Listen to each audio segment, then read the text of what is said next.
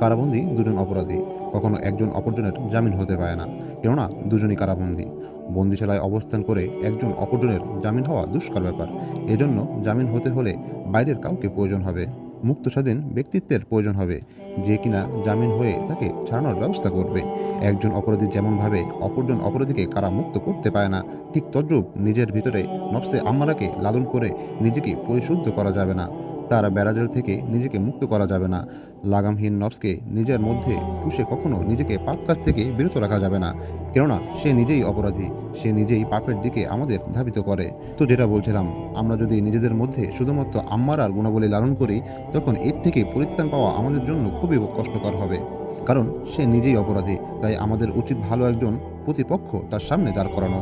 একজন অপরাধীকে কারামুক্ত করার জন্য যেমনিভাবে একজন ভালো উকিলের প্রয়োজন হয়, তেমনি আমাদের নফসে আম্মারার বেড়াজাল থেকে নিজেকে মুক্ত করতে হলে আম্মারার সম্মুখে একজন ভালো প্রতিপক্ষ দাঁড় করাতে হবে। আর সেই প্রতিপক্ষ হচ্ছে নফসে মুত্তা মানিয়া। যখন আপনি আম্মারার সামনে মুত্তা মানিয়াকে দাঁড় করিয়ে দিবেন, তখন একজন আরেকজনের বিরুদ্ধে লড়াই করবে। আম্মারার প্রতিপক্ষ মুত্তা মানিয়া, আর মুত্তা মানিয়ার প্রতিপক্ষ হচ্ছে আম্মারা। প্রতিপক্ষ তখনই দাঁড় করতে পারবেন যখন নিজের মধ্যে মুত্তা মানিয়াকে লালন করতে পারবেন। মুত্তা মানিয়াকে লালন করতে পারলেই সে তখন আম্মারার সাথে মোকাবেলা করতে পারবে। প্রতিযোগিতায় বিজয় হওয়ার জন্য সঠিক সিদ্ধান্ত, উত্তম পরিকল্পনা ও কঠোর শ্রমের প্রয়োজন হয়। তবেই উক্ত প্রতিযোগিতায় জয়ী হওয়া যায়। তো নফসে আম্মারা এবং নফসে মুত্তা মানিয়া এর প্রতিযোগিতাও এরকমই হবে। আপনি আমি অবশ্যই চাইব নফসে আম্মারার উপর নফসে মুত্তা মানিয়া বিজয়ী হোক। তাই যেহেতু আমাদের লক্ষ্য বিজয়ী হওয়া, সেহেতু সঠিক সিদ্ধান্ত, উত্তম পরিকল্পনা এবং কঠোর চূড়ান্ত দিতেই হবে। যেহেতু নফসে আম্মারা শুধুমাত্র আমাদের ক্ষতি সাধন করে, সেহেতু তার বিরুদ্ধে বিজয় অর্জন করার সঠিক সিদ্ধান্ত নিতে হবে। অতঃপর কিভাবে নফসে আম্মারার কার্যবলী উৎখাত করা যায়, সেজন্য উত্তম পরিকল্পনা করতে হবে। অতঃপর কিছু দুঃখ কষ্ট বহন করে সেভাবেই নফসে আম্মারার বিরুদ্ধে লড়ে যেতে হবে। সাধারণত যখন আম্মারা আপনাকে আমাকে খারাপ কাজের দিকে ধাবিত করতে চায়, তখন মুত্তা মানিয়া এসে বাধা প্রদান করে। আম্মারা বলে, যা সিনেমা দেখে আয়, মজা পাবি। তখন মুত্তা মানিয়া বলে, না যাস না, এটা খুবই গর্হিত একটি কাজ। এই কাজের দরুন তোকে জাহান্নামের আগুনে জ্বলতে হবে।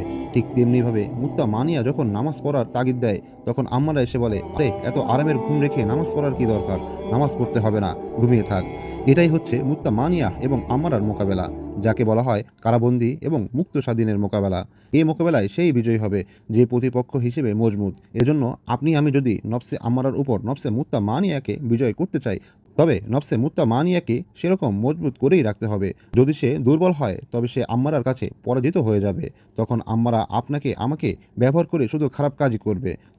তবে মুত্তা মানিয়াকে যদি মজবুতভাবে তার সামনে দাঁড় করানো যায়, তখন সে পরাজয় বরণ করতে বাধ্য।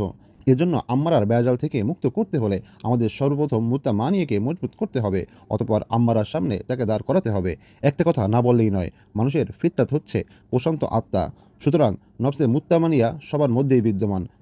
কিন্তু নফসের উপর লাগাম না থাকায়, তার ব্যাপারে উদাসীন থাকায় নফস তার ফিতরাতের গণ্ডি পেরিয়ে আম্মারায় পরিণত হয়ে যায়।